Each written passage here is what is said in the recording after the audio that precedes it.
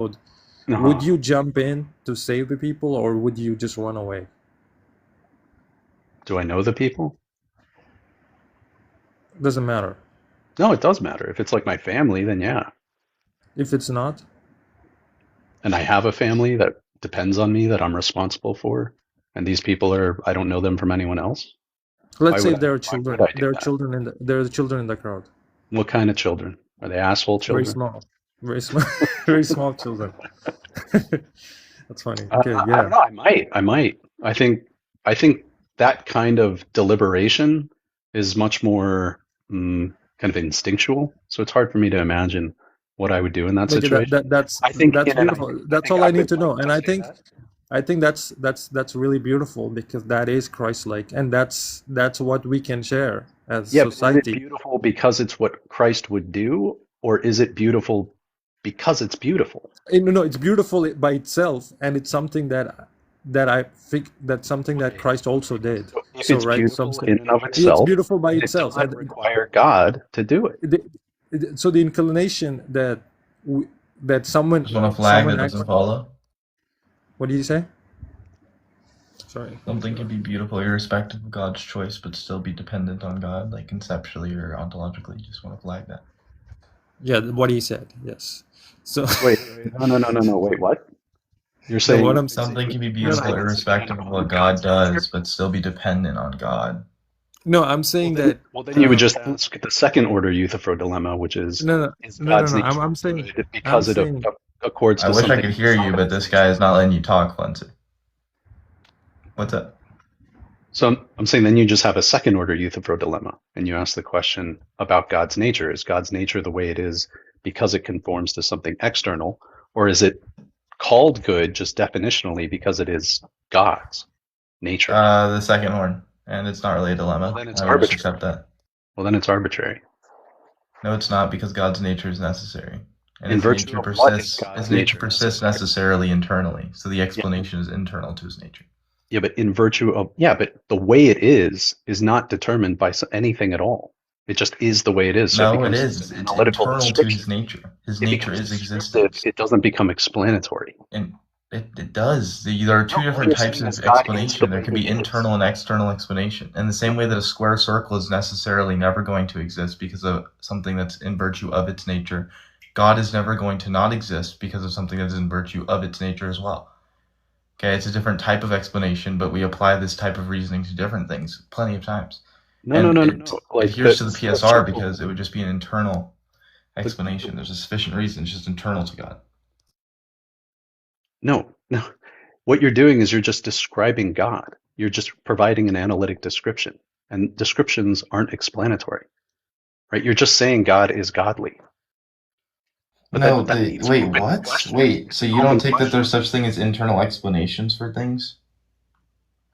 If you mean like a self-grounding relation, no, I don't think those things So, exist. yeah, well, it's not really self-grounding, right? He's not grounded in the way that other things are grounded. He is the grounder, the necessary termination of grounding.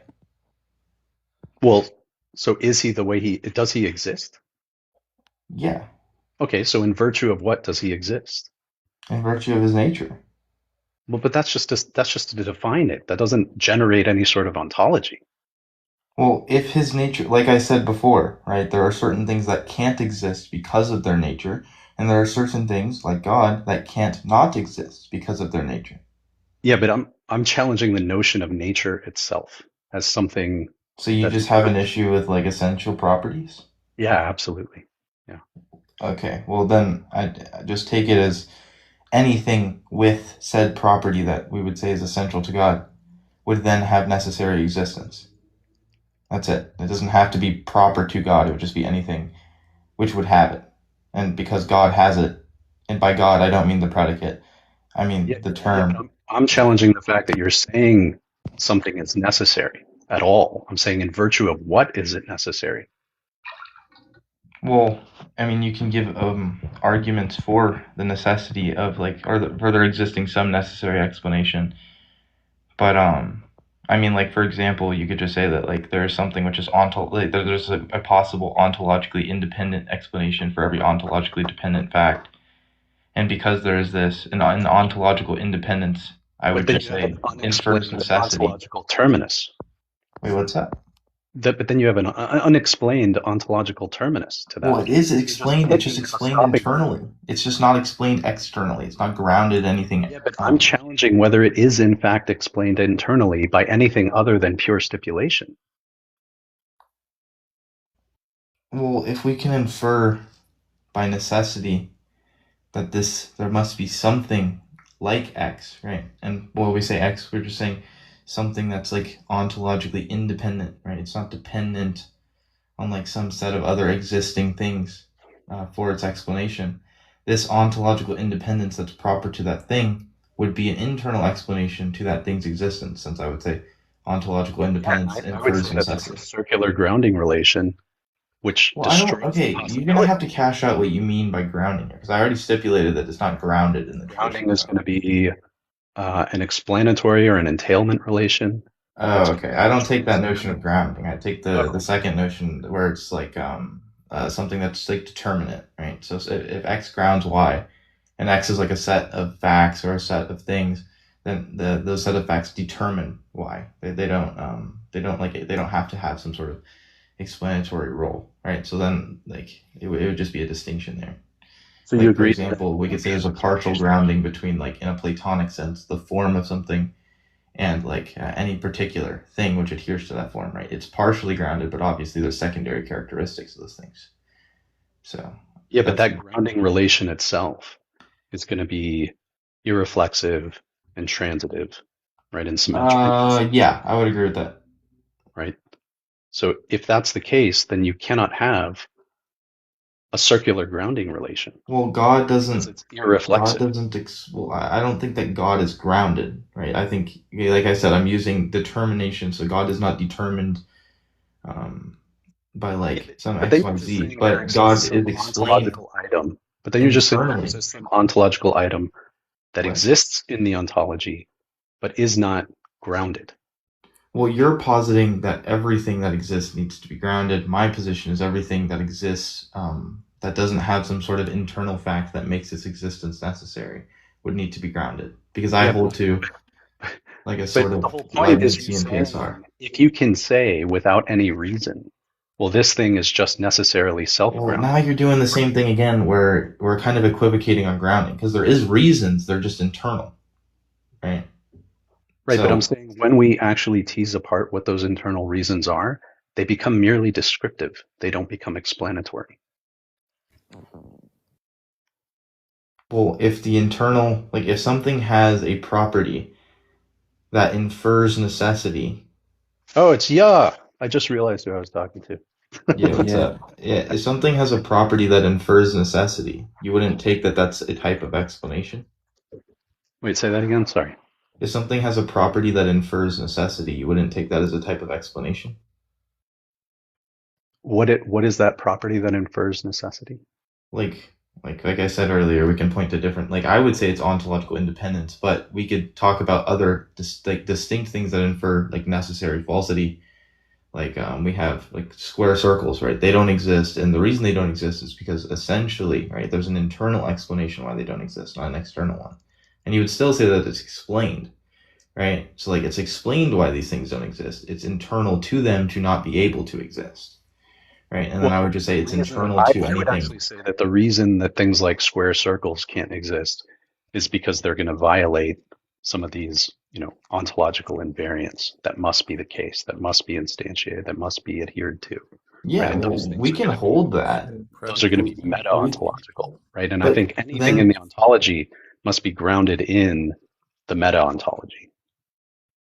yeah, sure. But so and when you say grounding, of course, again, you're using like an explanatory grounding, because obviously something can't metaphysically ground something that doesn't exist, right? So you're just saying it's like some sort of conceptual explanation. But Well, I'm um, talking about like what are the preconditions for grounding talk to even be intelligible or coherent? what? I didn't try. You're saying what are the preconditions? So what your invariance grounding? Well, there, what is required for grounding talk to be intelligible? Okay. So essentially, you're just taking these like conceptual stipulations to be like a necessary medium of discourse or something. I don't want to call them stipulations. I think they're discoverable, right, by a collapse analysis. And so I think there's Well, like a yeah, but that reasonable doesn't capacity to necessarily do that. comport to reality, right? They're not grounding reality in a metaphysical sense. They're just they're conceptual schemas that we cannot violate within like an epistemic modality, right? Okay, well, that's like a super deep discussion that we could get into, but I don't view them as purely conceptual or psychological prerequisites for us to understand things. I don't view them as epistemic. I do view them as ontological, right? These are things that for any metaphysical system to be coherent, for any ontology to be coherent, these things must be the case. Yeah, but to me, it doesn't make sense. Like, let's say you accept like you accept that there's like this sort of determinist, right? So like these things determine X. But Mm. if they don't exist Constrain in X, reality and constrain. X does exist in reality, it doesn't make sense to say that X is in any way determined by these things. It would just be like Well, they either, constrain what X can be. yeah, but it would conceptual because it's outside of that. It's not a part of the same domain as X. They don't have ontic, right? And obviously, if they did have ontic, that would be an issue because then you would fall to the same thing that you're levying at me, Yeah, since yeah. presumably you're not going to say that they have internal explanations, and you don't think internal explanations are actually Right. explanations. It's like a transcendental argument.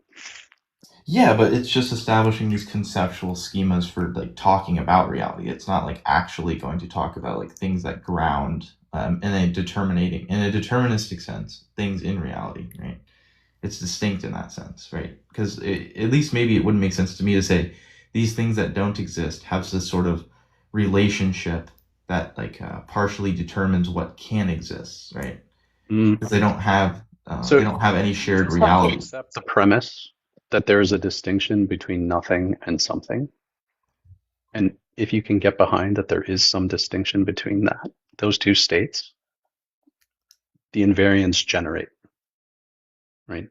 Yeah, conceptually, but they don't actually ground anything, right? They don't have that determination. It's like a medium for me and you to even have discourse, right? It's these like these stipulations that we suppose to even have these discussions, but in reality, there's no reason why reality would be harmonious to these things, right?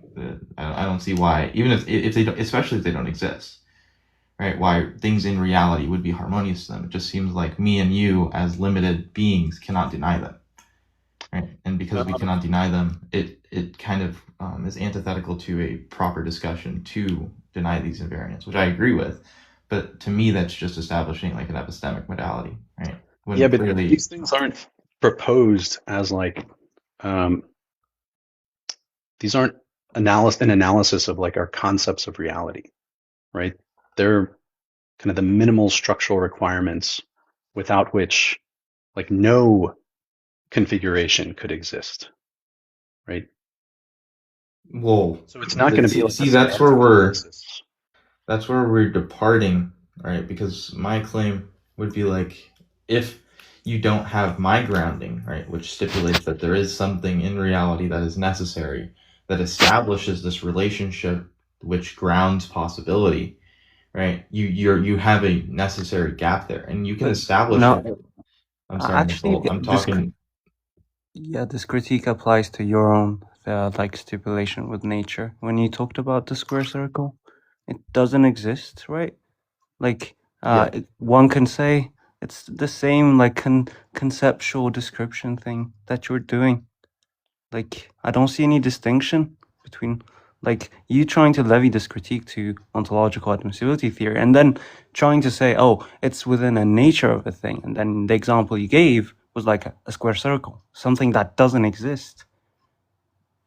yeah. I Don't you was see saying a the reason problem? that thing doesn't exist is because of something a part of its nature. Uh, it's not a thing.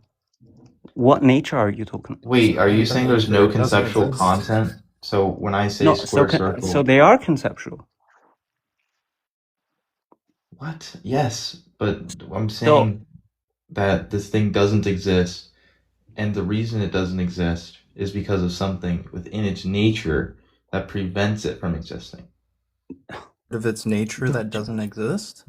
Yeah, that's. I don't see how. Wait, when I'm Don't you saying see it's the nature, problem? I'm Yeah. just saying it's descriptive properties, right, that are proper Stop. to. Wait. Stop there. Even if they are descriptive, you're using some conceptual notion to talk about ontology. You're doing the same thing. Yes, but my claim isn't that there's an external explanation. That's Flenser's. I'm saying it's because maybe think about it this way, right? Like, I don't think appealing to nature actually explains the impossibility of a square circle, right? And I'm saying what you're doing is you're just labeling it. And I'm saying a clearer explanation, like a more fundamental explanation, is going to be a structural explanation, right? So, a square is defined by, like, 4 straight edges, right angles, whatever, right? And a circle having every point on its boundary equidistant from a center, right? And those constraints can't be satisfied simultaneously by a single 2-dimensional geometric configuration, right? So the yeah, impossibility arises from the structural incompatibility of the constraints that we've defined, yeah. not Like from I said some earlier, I'm like fine with intrinsic accepting essence. that. But Yeah, then my but claim would just be that God is resulting from something. intrinsic essence. But then my claim is the same thing that you're saying. The structural analysis of square circles applies to God in his non-existence. I would just say that it makes no sense to say that there's something that's ontologically independent, right? If you accept like a PSR, and isn't necessary, right? And so I would just make the same claim, but towards God's necessity, and that's fine, right? I can grant this conceptual schema for how we talk about these possibilities, but this conceptual schema grounds it only insofar as our conversation, right? There's a gap between the concepts that we are talking about and reality, especially if you're saying they don't exist, right? And all I was saying is that the reason this thing doesn't exist, right? And yes, it is meta-ontological in that sense, but I'm grounding that in some sort of necessary existence that even determines what is possible. Sure, but right? you agree that in the square circle instance, we've illuminated a clear structural contradiction, right? Yeah. But when you say God's nature is to exist, right? Nothing like that has been shown, right? Saying Well, that it I exists by was its a little nature. bit. I mean, I didn't. That is something that Christians say a lot, and I would hold to that. But I think that more properly it is to be ontologically independent, right? So we can have a necessary existence thing that is dependent on something else for its existence through a synthetic necessity to that thing. But obviously, no one's going to believe that that's God. So it's just something which is ontologically independent. And if you accept a principle of sufficient reason, then the explanation would have to be internal to that thing, since there's no dependency which is grounding it external to that thing. And so, obviously, if you deny that, there is a Just like contradiction. defining God as ontologically independent doesn't generate that being, right? Because Well, yeah, it's just going to be, you can make an argument. Like, it's not like you can't make an argument. Like, you can start with like the supposition, and we can just say that there is no modal collapse at the moment, right? We can say that there isn't a synthetic explanatory necessity between God and the universe, right? We could just say that it is possible that every ontologically dependent thing, right, the set of all ontologically dependent things, has an external explanation, or something which is not proper to that set, which determines the whole set, right? It's like the Leibnizian contingency argument. like a primitive modal background that isn't justified. What do you mean a primitive modal background? What does that mean? Well, you're saying that there could be an explanation for this contingent set Yeah. of the universe, right? Yeah. And that could be talk. You're just positing this modal background without justifying that modal background. You're saying, here's a rule book where it is possible that this set has an explanation, which would mean that it's not contingent, it's necessary, right? Because it's external to the contingent set of things, right? Well, we would establish that with the PSR. We didn't establish that yet. It would just be an ontologically independent thing. Yeah, but I'm So saying it would be every ontologically dependent thing can have an explanation. Now, obviously, something in the set can't explain the set because it's dependent on that which extends the set. And then it would just be an ontologically independent thing. And then we would have to say, well, if the principle of sufficient reason is like a valid heuristic or whatever you want to call it, like a valid principle, right? Then the explanation to an ontologically independent thing would have to be internal to it because it's not dependent on anything else that exists is stipulated by ontological independence. Okay, even if we were to grant that, and I have like significant problems with the PSR, and I do think that you're positing like this primitive modal background that's unjustified. But I mean, we can run tag versus MO. No. I'm down to do that, but this isn't tag. No, I know, but I can do the same thing you're doing, which is just essentially, in my worldview, I have something that grounds reality in a metaphysical sense. You have something that grounds reality in a conceptual sense, which I think is distinct from like something which by its nature grounds every possibility, right? And you're just saying there are these things that we can't deny through transcendental justification. That's fine, but there's still an extra step that you have to take, which is how do we know, right, that these things that we can't deny given transcendental justification actually comport to what determines the possibility space? Yeah, I agree. And I think this is kind of the issue that Barry Stroud brings up, right, with all transcendental arguments, right, that they just give us the condition. And, it's what Kant was talking about, right, Yeah, that all this talks about is like, what is required for our mind. But I think if you look at what Stroud is proposing, he's essentially requiring something that is structurally incoherent. He's requiring this view from nowhere, right, where you've got a noumenal realm and a phenomenal realm, and there's no connection between those two, right? That we can be radically deceived as to the nature of the ontology, right? And I think there are really good arguments for why that can't be the case. Well, yeah, we can say that like you can't be radically deceived as to X, and then we can examine the noumenal, like let's just say we have full access to the noumenal, right? Which is dubious, but let's just say we do, right? We are ideal observers. And when looking at the noumenal, I don't think that concept, ideal observer, is a coherent concept. Okay, well, let's just say that we can observe reality as is prospectively, right? Like it's through our perspective, but it is as is. There's no Cartesian demon, right? And let's say that we come to your conclusion, right? That there are these things that seem to be like rules, like normative principles about reality, where it's not possible for any violation of these sets of rules, right? I agree. Okay, we have these sets of rules, these invariants that you've established. I'm with you. Now we have to get from these invariants that are established to the conclusion, to how they actually establish the possibility space.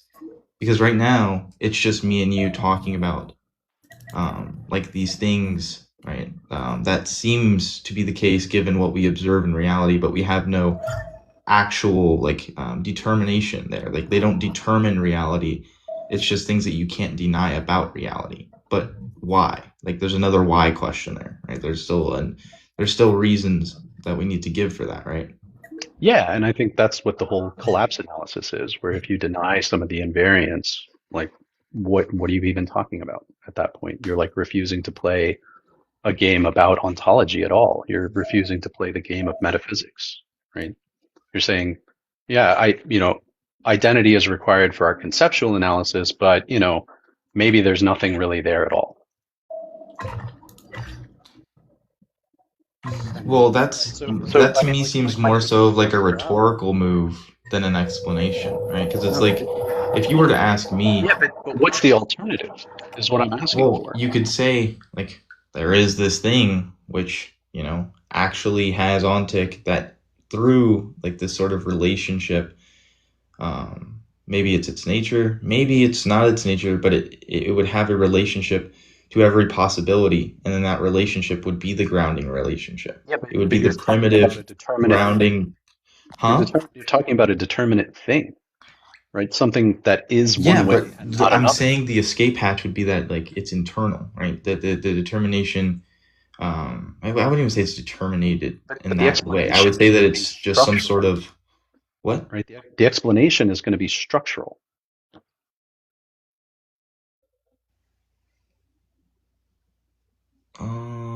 And by structural, you just mean it's like inherent to its description?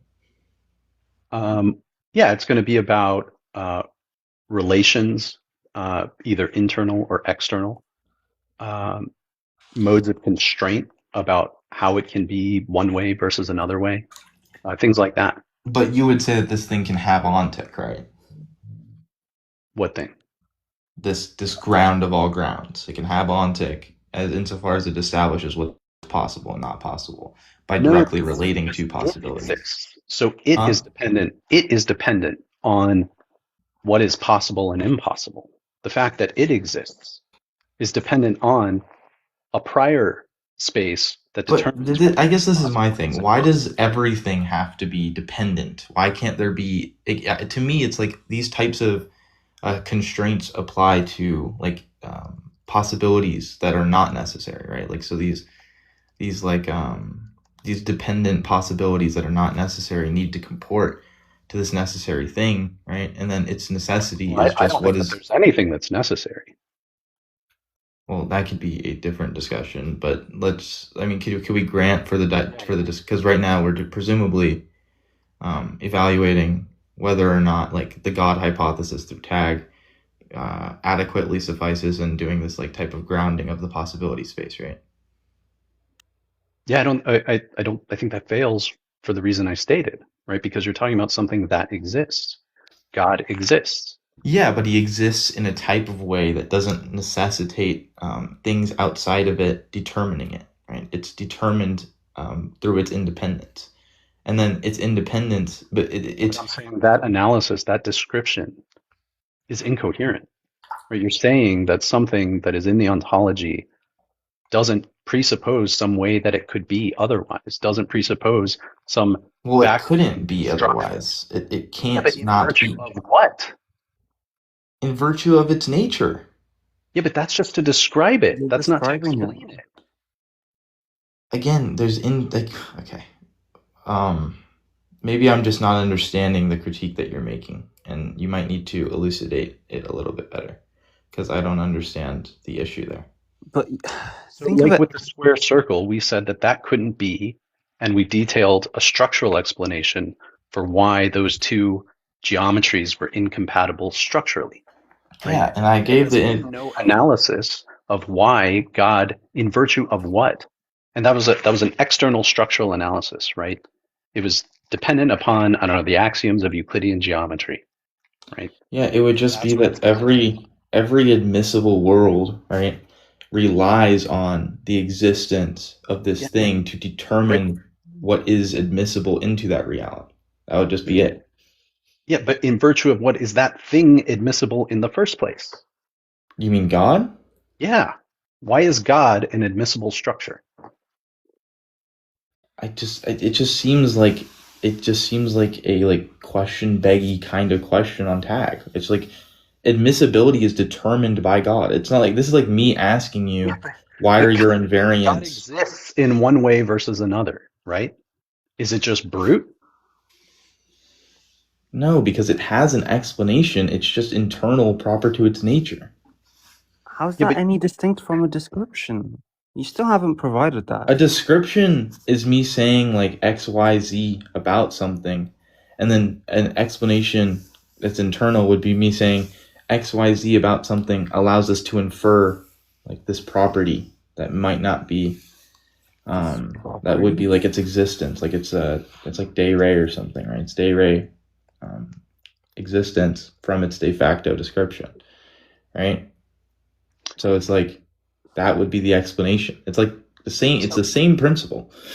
so I'm trying to point out that like appealing to God's nature doesn't actually explain anything. What you're doing is you're just relocating the stopping point, right? So if someone Well, says, the stopping point has to exist because you have an issue where you don't have the explanation of the invariance actually determining a metaphysical modality, right? they would determine an epistemic modality given transcendental justification, because transcendental justification is epistemic in its in its application.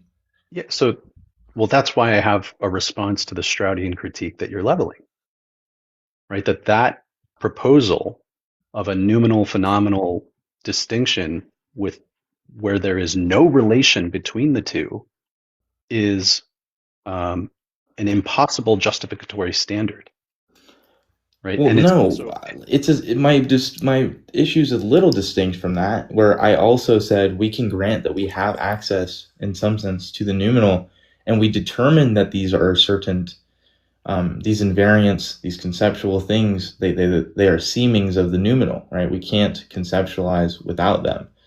But that doesn't actually infer us an explanation from these invariants to, right? It would be because invariants, then possibility space. We don't have that because they don't exist, right? And because they don't exist, there's an issue that's the missing. They would exist, right? I mean it's like a polysemous term, right? And I don't mean ontologically exist as items in the ontology, right? These are constraints on what any intelligible ontology can be, like what it means for something to exist versus not yes, exist. but are they epistemic constraints or metaphysical constraints? These are metaphysical constraints. Okay, so then how does something which is non-ontic in a metaphysical sense determine something that is ontic?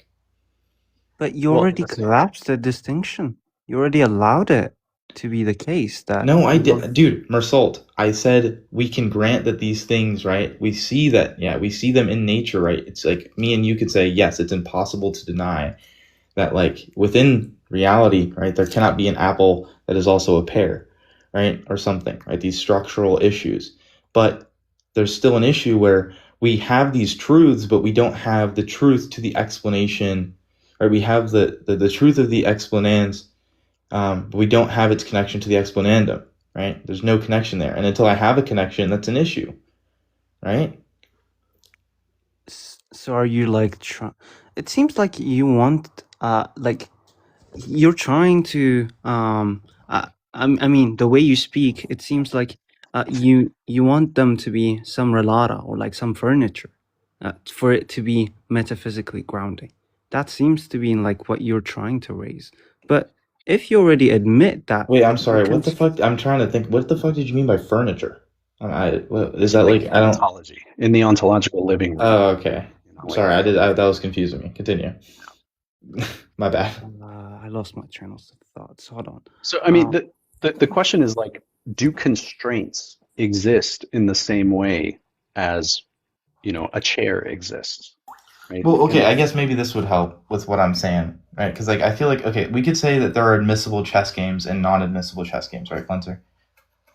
Mm-hmm. And there are rules to how these chess games like can happen, right? Yep. Okay, cool. So we're at least that far.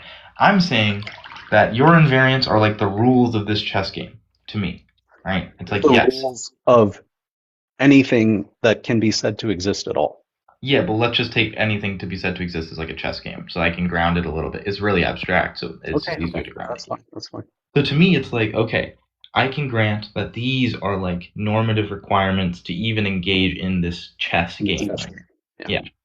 So now I'm asking, why are these normative requirements something that I would say are determining the chess games and not just... I'm sorry, what? Are you in the bathtub right now? That's a possibility.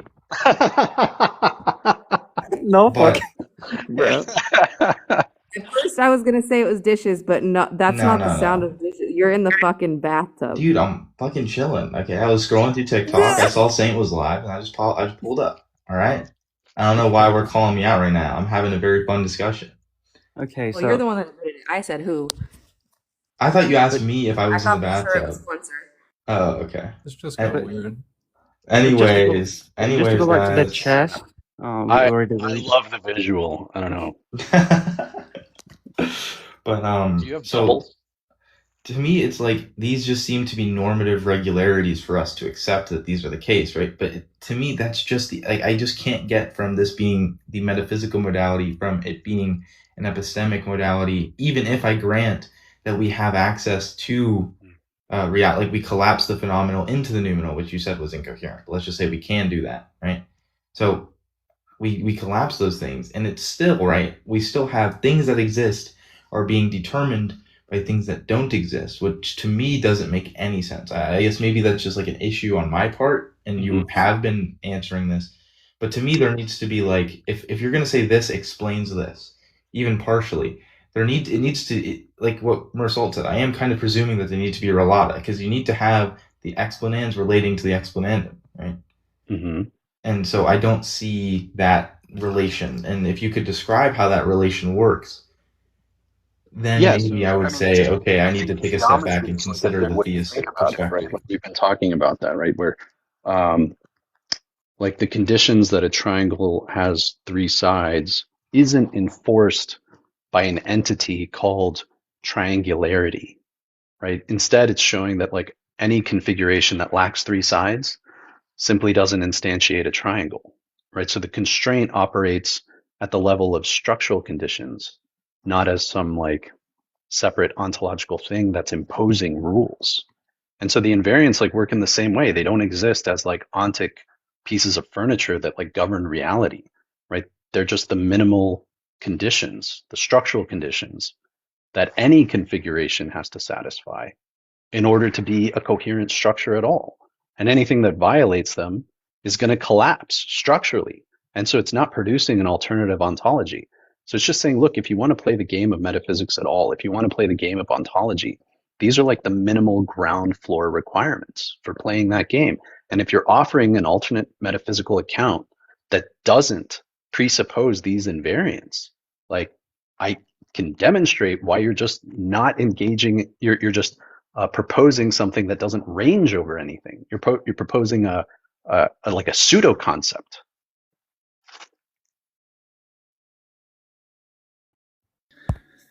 Hey Flint, I guess like for me, like for the most part, I agree with what you were saying here. I smell the butt a mile off. I think you need that's to take a bath, my friend. Let's all get in the bath. I'll go right now. Okay. Look, if I were to compare these two, right, there's a part of me that thinks Stroud lands in some sense, because it does seem that there is some work being done in terms of there being some type of furniture governing what's permissible, right, or what's coherent. And I think that's a part for me that I struggle with the most. And I guess like even if I were to adopt that, right, I mean, I might generate some skepticism about the view itself, but at least for me, in virtue of parsimony, I think I would more or less agree with ontological admissibility theory here, or I would adopt that or put more credence towards that view in terms of having some kind of God. But I mean, that's the hardest part for me to really sort of the taggy nature to it is a difficult part. It's so fucking upsetting. Like, trust me. Like, so the main issue with tag is that they never justify P1, right? And so I think the majority of the work that has gone into what has been, yeah, I know, it's crazy, isn't it? Wait, did you say premise one to a transcendental argument? Oh shit, I'm supposed to make lunch for everybody. How are people doing that? Wait. Maybe I'm not aware of because nothing I've read on tag. Is he talking about like the Q-topian tag? Yeah, like the. Okay. That's not really tag though. God is like the necessary precondition for intelligibility. That's like the premise he's talking about. Yeah, God is the necessary for something, right? We have that something, therefore God, right? And so that P1 is never established. And I think this is why, Flint, I've been on the fence for so long, and I've kind of been like, every time I talk to you, I become more I seem to lean towards more adopting it as kind of a view, but I don't know. Do you kind of see my concern there, or am I not being so clear? What was the concern? Sorry, I just had like a cortisol spike about making lunch for everybody. It's more or less the transcendental nature to it, like having some kind of the constraints themselves seem to be doing some type of work. And in that respect, it seems that they do have some kind of like ontological furniture doing something there. But at the same time, I know it's claimed as being like constraints and I guess deflationary, if I understand correctly. But nonetheless, like if I were to compare the two views between like Ya's view and yours, I would probably put on the basis of parsimony, I would probably more agree with ontological admissibility theory the there. most parsimonious metaphysical theory possible. Yeah, and that's why I like the view, but I think the taggy nature is the part, because I do think in some sense Stroud's critique does land in a sense, but I don't know. I like the idea at least conceptually, and that like it limiting what we can conceptually understand about the world, but it's the part where we use transcendental arguments to sort of bridge that gap to the more stronger metaphysical claim. Yeah. Well, kind of I don't know that there's another option, right? So, I mean, my issue with Stroud is that he's just demanding a standard of justification that cannot exist without destroying the very conditions required for justification, right? So, yeah. I like the way you put it in the paper, because I do think in some sense, if you are like this radical skeptic and you isolate yourself, it does seem in some sense self-defeating. So in that respect, I am in agreement with you there. But I think I just think that his critique his demand is just misframed, right? That the requirement to justify our epistemic practices from outside every possible framework of reasoning just removes the very conditions that make that justification even possible. Right. I mean, every time I talk to you, I become more kind of, I don't know, man, I'm on the fence. But he's hardening. I mean, he's coming around to your argument. But like, do you see the kind of issue that I'm having, Flenser? With like, I don't know how, like, why is reality harmonious? Like, that's the question. Why is reality harmonious to these principles? That would be my question. And it's like, it doesn't, to me, it's like, it seems like there needs to be some type of existence. Like, for example, I'm a divine conceptualist, right? So I think laws of nature only comport to nature because there is a ground that establishes a relation between the abstract and the like the concrete, right? And it's like, that's the hang up I'm having. Would be like, oh, he's gonna go. Whatever, dude. Well, EO wins again. When there wasn't an EO debater in that one. Yeah, but the atheist tapped out and doesn't know how to understand metaphysics, and then the Roman Catholic hit a wall. He said he was getting lunch for everyone, and you're shaming the man. That's rude, Saint. Yeah, that's not our problem, buddy. And then the Roman Catholic doesn't distinguish between essence and energy, so could have never been one of us. Well, there's virtual distinction. What does that mean? But I don't know, but I just heard Yuhhhh at BTFO there, and then Spencer was like, I'm tired of talking to this low tier. I'm just gonna go make lunch. So. Flabby, every time you talk to Flenser, you get pushed more toward what now? Look, I'm really on the fence. I'm kind of in agreement here with Ya in terms of like going from the conceptual domain and bridging that through transcendental arguments